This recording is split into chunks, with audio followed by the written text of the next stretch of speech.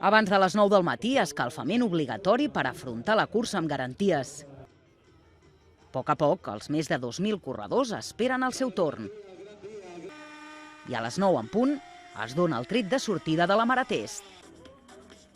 Per endavant hi ha una llarga cursa per diferents barris i carrers de Badalona.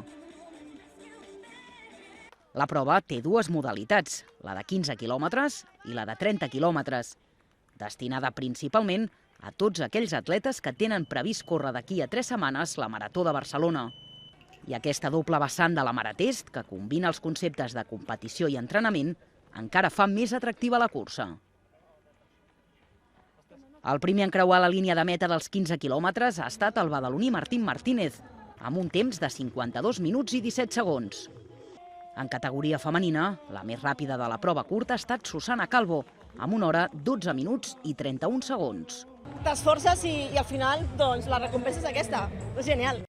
Primera, la veritat és que estic supercontenta.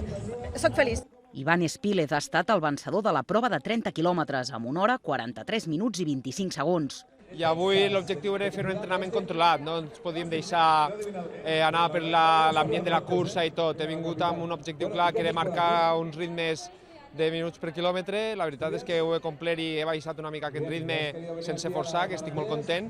La guanyadora en categoria femenina ha estat Helena Hidalgo. Ha necessitat 2 hores, 17 minuts i 18 segons. Doble experiència positiva, perquè no només a l'haver quedat primera, sinó que realment mai havia fet una distància tan llarga. He fet mitges maratons aquest any, preparant la marató, i l'objectiu d'avui era trobar una mica el ritme de cara a la marató. Al final, satisfacció absoluta tant per part de l'organització com per part dels participants.